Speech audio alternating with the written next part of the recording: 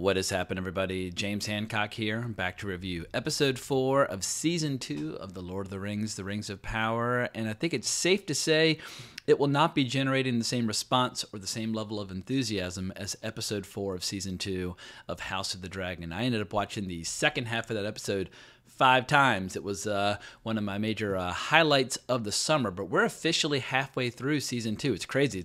It just came back, and we're already halfway through the season. And we've watched basically, or we've endured the same level of running time as one of the extended editions of one of the Lord of the Rings trilogy by Peter Jackson. Like, think about the extended edition of The Two Towers and all those glorious scenes, you know, Gandalf fighting the Balrog or the Siege of Helm's Deep.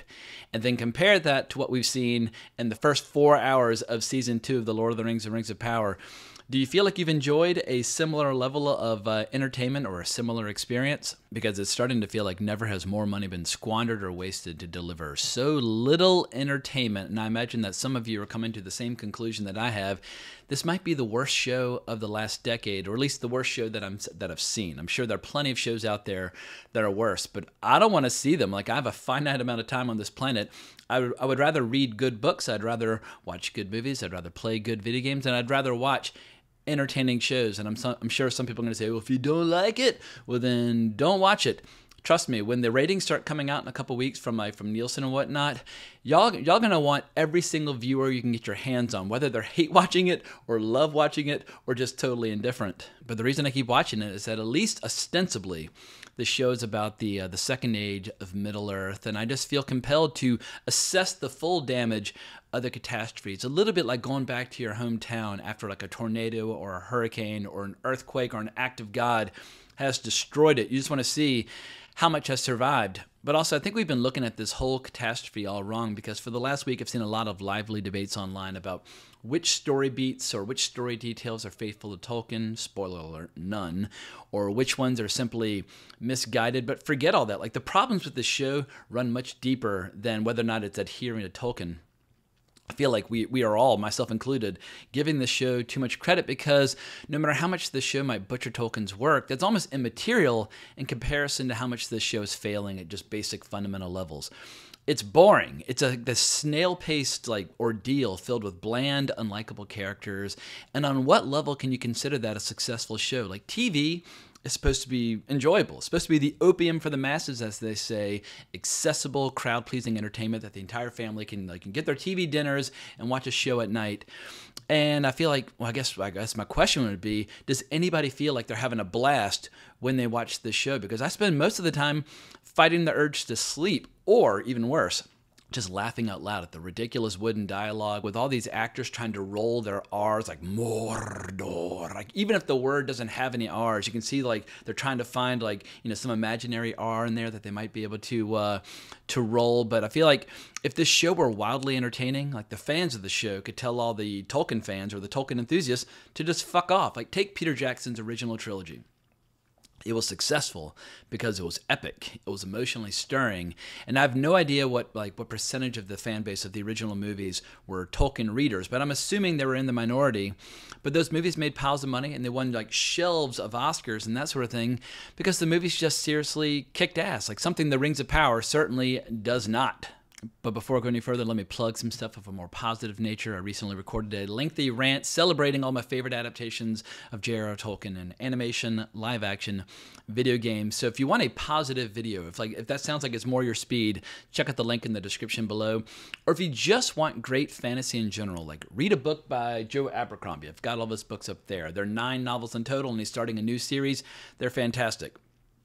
Or get some friends together and play some D&D, or play Baldur's Gate 3. I'm playing it again for the 6th time. It's an absolute fucking masterpiece. Or look at a Frank Frazetta painting. Watch Conan the Barbarian, or dare I say it, read every single word that J.R.R. Tolkien ever wrote. Because when it comes to the fantasy genre, there's so many brilliant storytellers and artists that have made incredible contributions to the genre over the years or over the decades, and I feel like every single one of them is just waiting to be discovered by you rather than wasting your time on this bullshit. I watch this show so that you don't have to, so let's just dive right in. So let's start with big picture. I think The Lord of the Rings, The Rings of Power is starting to turn into one of those shows that people just watch in order to create content about it, as opposed to watching it and just enjoying it on its own merits. And obviously, I'm exaggerating. I have no actual like stats or data to back up that assertion. But it wouldn't surprise me if the great majority of people watching it are planning on talking about it on TikTok or YouTube or Instagram, etc., and so forth. But I'm coming to the conclusion, I think season 2 somehow is worse than season 1. Like, set aside the fact that it's just a total abomination.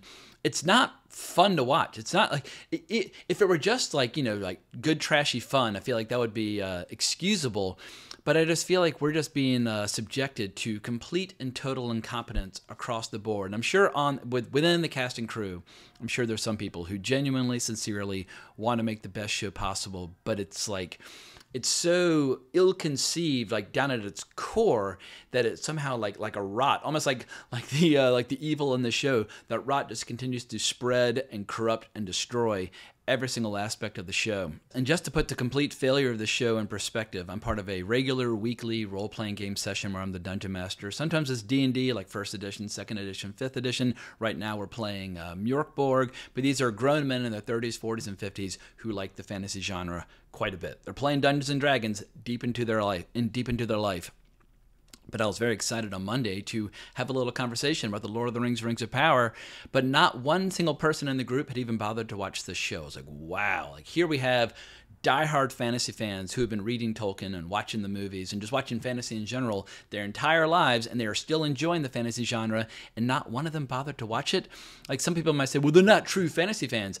No, I think they'd rather just spend their time doing anything other than watching this fucking show.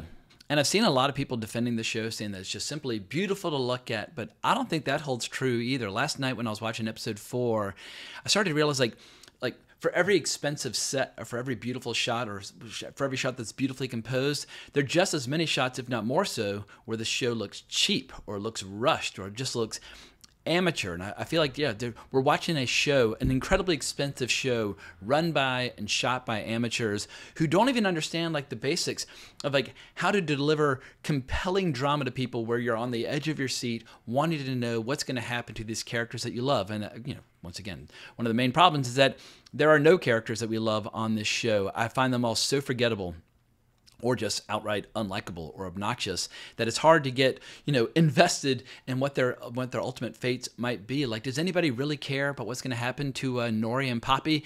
If that whirlwind had just blown them away, off of Middle Earth, and they had never returned, nobody would miss them. But as I was watching episode 4 last night, I started to realize that the show has fallen into this big, giant trap of their own making, where they introduce such a huge cast of characters, and obviously all those characters, they have to be used in their own little, little arcs and subplots and that sort of thing, or kill them off. I mean, that would be my recommendation. Like, if they don't come from the book, if they're not called Galadriel or Gil-galad or Elrond or Elendil, like, kill them off. They don't matter.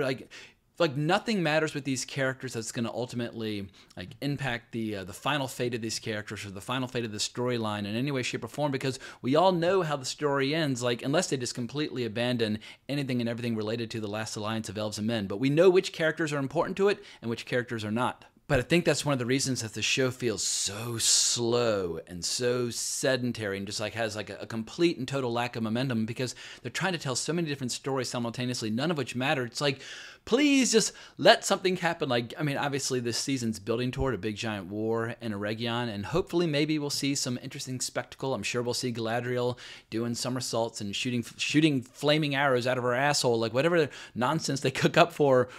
But it's like the rest of the cast of characters, it's just enormous. It's staggering how many speaking roles there are with characters where we don't know their names, where if they were to disappear entirely from the show, we would not miss them. Like, what's that new character that they've been investing so much time in? The semi-sorta love interest for Isildur, Estrid. I mean, Estrid, she's very cute.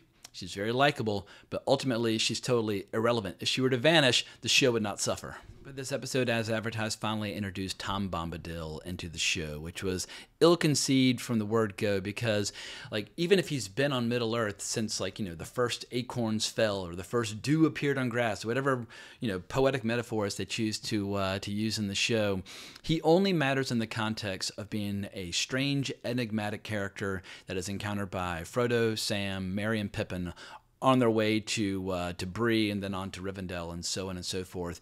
And he sings a lot of fun songs, and he saves them from the Barrow-wights and that sort of thing. And they talk about him a little bit at the Council of Elrond. And then he falls out of the story entirely, but he's there to create atmosphere and a tone. Like that first part of the Fellowship of the Ring, before it really gets underway, before they really realize just like the severity of the situation, that early part of the Fellowship of the Ring, it almost feels more like The Hobbit, like more like a children's adventure story. So it's like bumping into a magical fairy out in the woods, where he's there just to set the tone for the world of Middle-earth. But introducing him here as this very serious advisor to Gandalf, not Gandalf. Like, I know some people say it's not Gandalf, it's one of the two blue wizards. If it turns out to be one of the two blue wizards, it'll still be lore breaking, but I could actually accept that. But in that this show is using Tom Bombadil, does anybody expect that Gandalf, not Gandalf, is going to not actually turn out to be Gandalf? And also, why are they keeping it a mystery? We're 12 episodes deep. Like, go ahead and reveal who that character is. But getting back to Tom Bombadil, like introducing him here as this very serious advisor, telling this wizard or the stranger that he's going to have to do battle with this dark wizard and Sauron, etc., and so forth. It's the complete opposite in tone of how Tom Bombadil is portrayed in the original book. But like anytime the show breaks the lore or changes the lore or does something for convenience, think of the show as like a giant game